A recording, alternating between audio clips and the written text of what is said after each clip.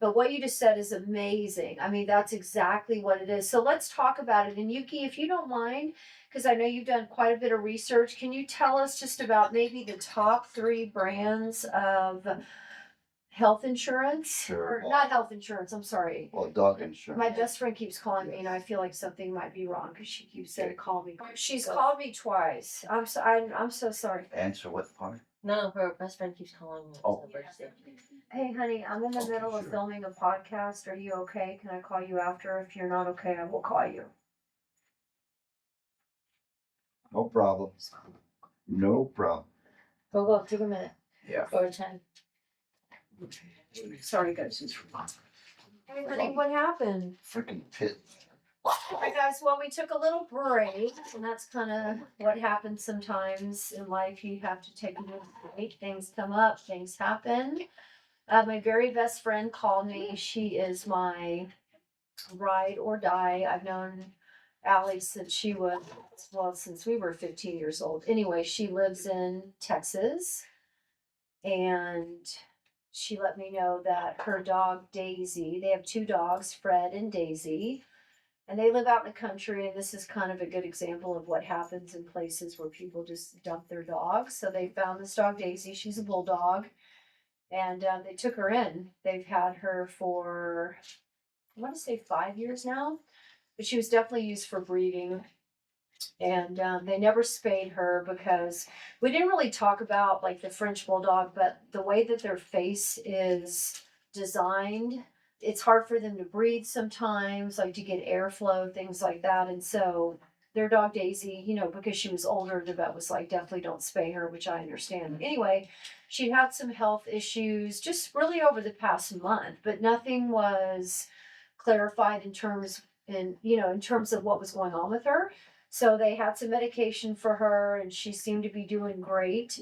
And my friend Allie just got home she's a school teacher, and she got home and was getting the food ready to feed both the dogs. And she said every time Daisy hears the food, you know, the bag's opening and the food getting prepared, she's super excited. And she said she didn't get up. Allie just thought she was sleeping. And so she went to her bed, and she said she put her hand on her and she was cold and she had passed away. So we love our dogs very much. Our dogs are our family. Sure. And the thing about it is too, and I love Daisy and I love Fred, and my friend Allie is everything to me. And the thing about it is it's like we take these dogs in that have been discarded and abused and neglected and bred.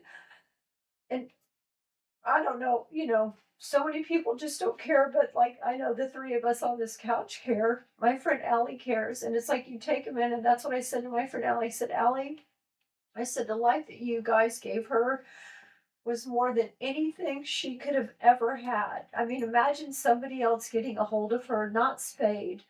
They could have bred her more. She could have died out.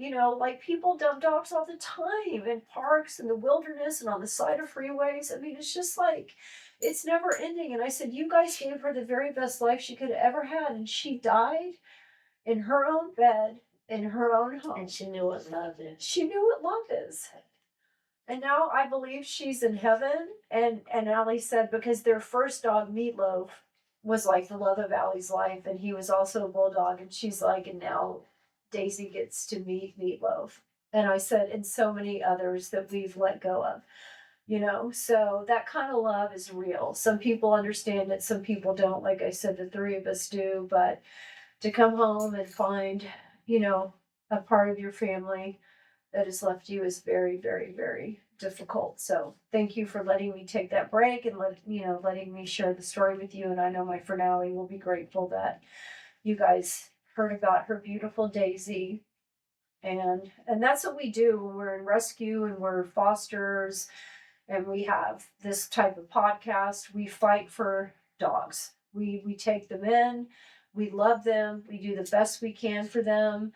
And then we sometimes, they go on to different homes, and that's okay. But we don't that's the biggest thing. We don't turn a blind eye to the need, especially when it's right in front of us. And I think it's very important.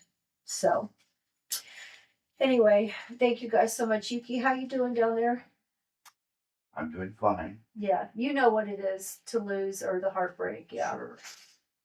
we all do.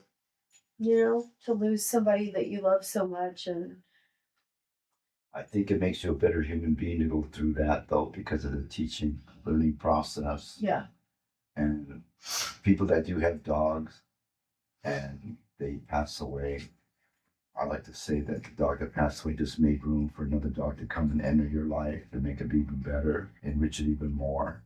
yeah, And that's why we need more foster than this. yeah. Thank you. And the three of us here have definitely taken in a lot of dogs, but yes,